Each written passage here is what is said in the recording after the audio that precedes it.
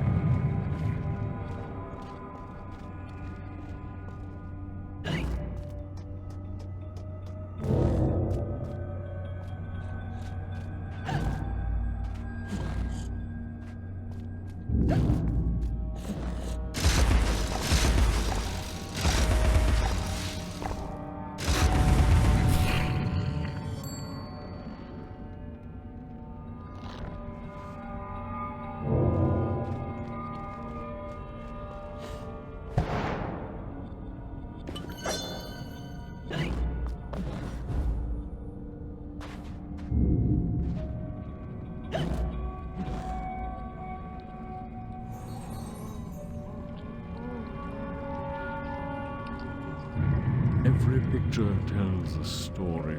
Sometimes we don't like the ending. Sometimes we don't understand it.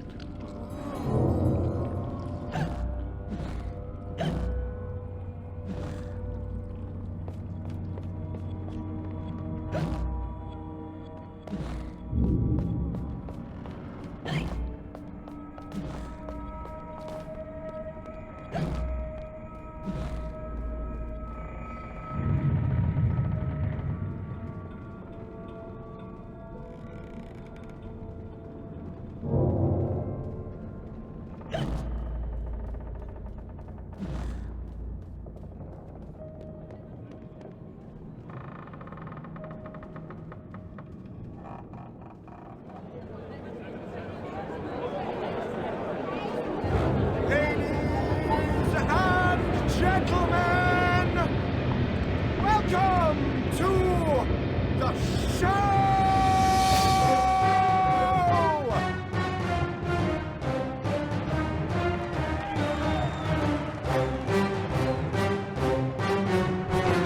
Bizarre show.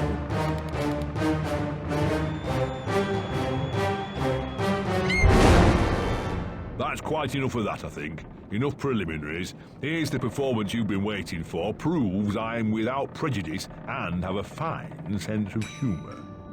Sword and crown are worthless here.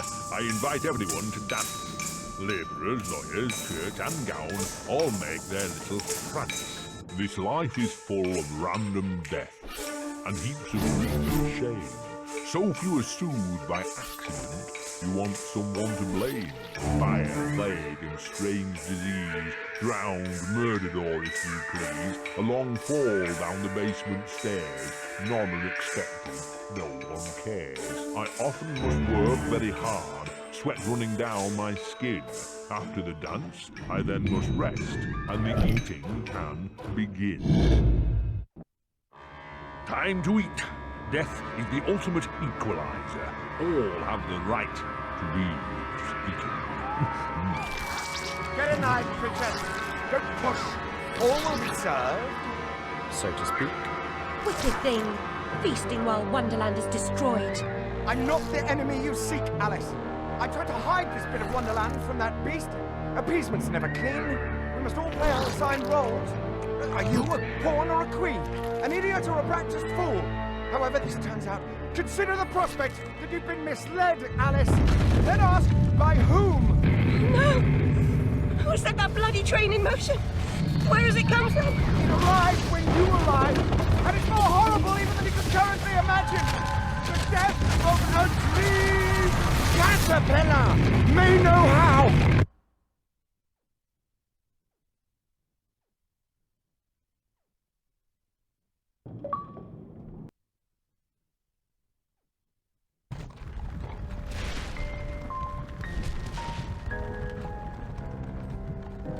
What? Oh, the blood in my mouth tastes like bile. Where's the brute that hit me, Nanny? Nasty prat's out cold. Not dead, and more's the pity. What did he want? What they all want. Money didn't earn. What were you thinking, butting into that mess? You could have been killed. Nanny, my mind's in pieces. I still have terrible visions, and I need to know. Out the fire. Same as always. You need to move on, Alice. So do I. Well, at least she's not spewing that asylum nonsense. My past is dead. I killed them. I should have saved them. I should have died. Her mind was in shambles. Radcliffe thought familiar faces would bring her round. After a year, he lost interest in her inheritance. Greedy sod. Still, always asking his bizarre questions. Heavy dose of madness, I'd say, but honesty's never the best policy in this life. When she wasn't comatose, she gaped, eyes like pinwheels, drooled, occasionally screeched. Never uttered a sensible sound. And like the child she was, she kept her secrets close.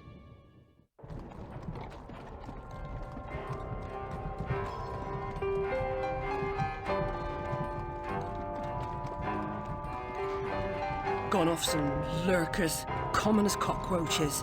And those poor tykes are food for perverts, like the blameless ants that wasps consume or spiders' feeble prey.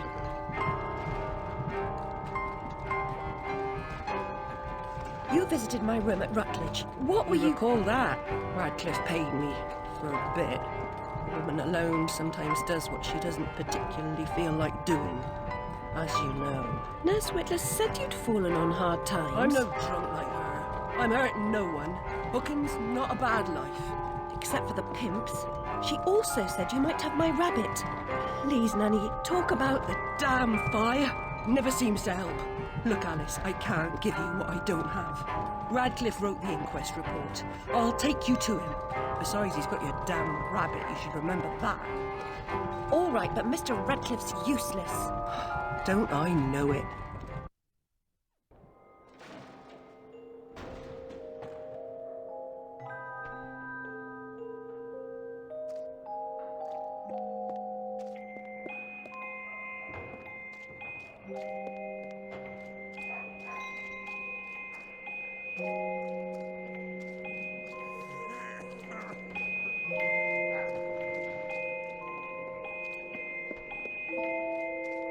Ear to the ground, Bill. Yeah, I've been skirting around. Nothing at the minute.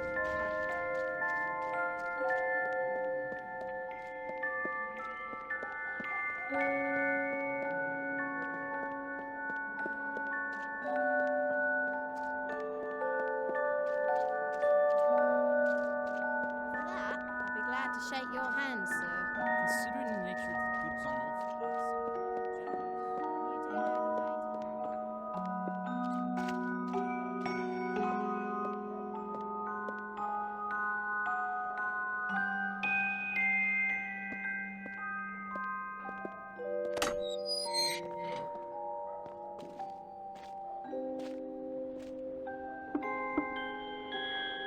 You do know the way. Yes? Who is it? Alice Liddell, Mr. Radcliffe. Ah, you're back. I suppose you better come up. Mind the latch.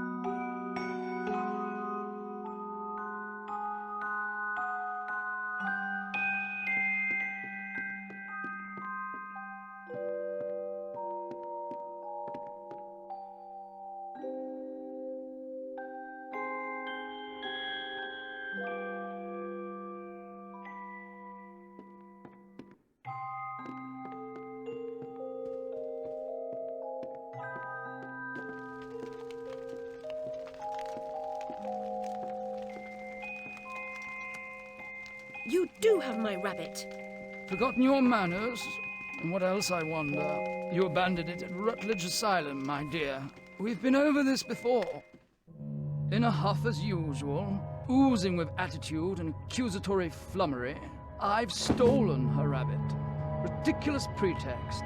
She's here about the fire again. All the mad child wants to talk about. My report found her family dead by misadventure. She won't accept it. It goes on about her killing memories and her need to know the truth. The alleged truth is, the fire began in the library when the cat knocked over a lamp. The blaze trapped her parents and sister upstairs. Sister Lizzie never even unlocked her door. Died in her bed. The guilty cat always sets her off. She denies it, makes no sense, it can't be, etc. Agreed. From the outset, Alice was my candidate for the pyromaniac. The girl had a fixation with fire. And I once remarked that I thought she might have had a larger role in causing the tragedy. She suffered some sort of psychotic episode. Did I rip his head off? I wanted to. What's left of my brain will explode. Is it mad to pray for better hallucinations? Perhaps I'm fated to expire right here.